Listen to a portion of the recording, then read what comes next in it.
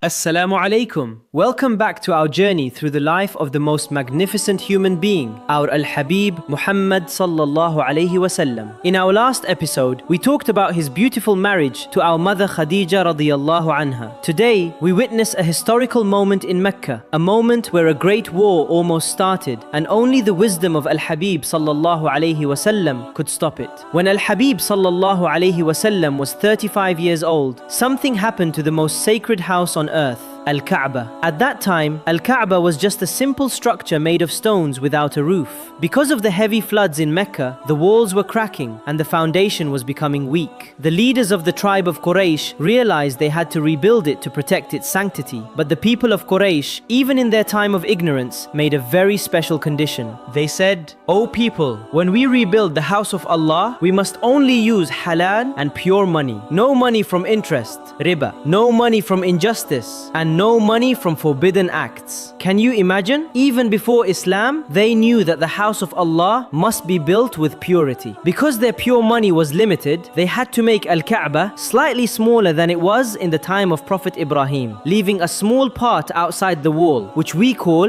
Al-Hijr today. My dear brothers and sisters, learning about the life of Al-Habib sallallahu alayhi wasallam helps us understand the true meaning of wisdom and peace. If you want to help us share these stories with the world, please take a second to subscribe to the channel and activate the notification bell. Your support is what keeps this light reaching more people every day. May Allah reward you. Now, let's go back to the mysterious event that stopped the construction.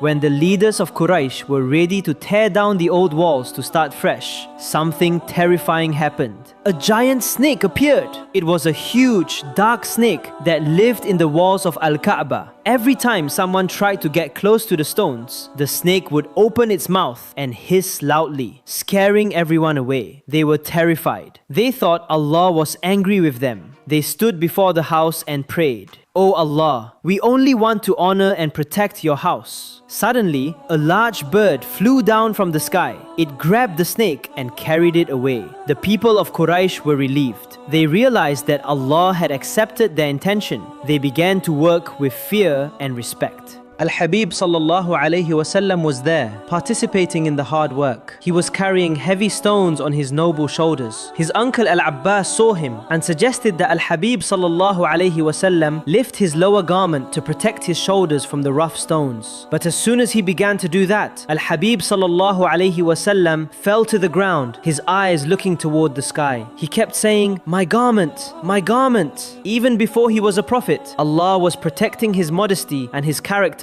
from everything inappropriate. When the building reached the corner of the Hajar al-Aswad, a huge crisis began. Every tribe in Mecca wanted the honor of placing the black stone in its place. For 4 days the work stopped. Men sharpened their swords, and it looked like a bloody war was about to break out in the holy city. Finally, an old man suggested a solution.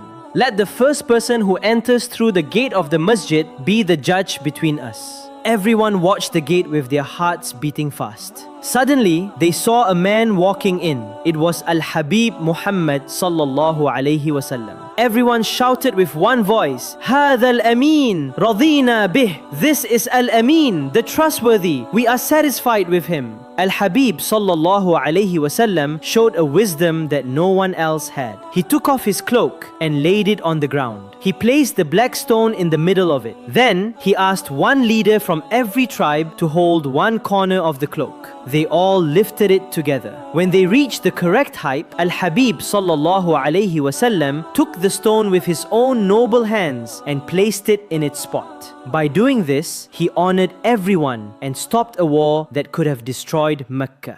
As the building of Al-Kaaba was finished, Al-Habib sallallahu alayhi wasallam was reaching the age of 40. He began to feel a deep need for silence and isolation. He would leave the noise of Mecca and climb the mountain of An-Nur to stay in the cave of Hira. He would stay there for many nights, thinking about the Creator and the purpose of life.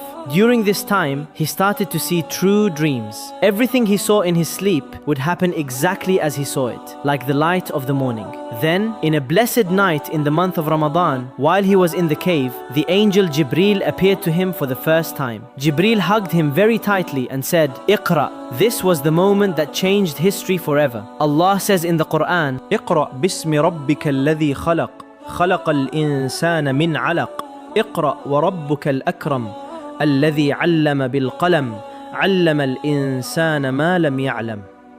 Created man from a clinging substance. Read, and your Lord is the most generous, who taught by the pen, taught man that which he knew not.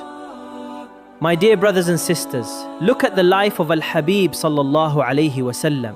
He was the judge of Mecca before he was the prophet of the world. He was the one who united the hearts before he united the nations. His life was a preparation for the great light that started in a dark cave and eventually reached every corner of the earth. We will talk about the first days of the revelation. We will see how he returned to our mother Khadija, trembling with fear, and how she comforted him with words that every Muslim should remember. Thank you for joining us on this journey. May the peace and blessings of Allah be upon you. Assalamu alaikum.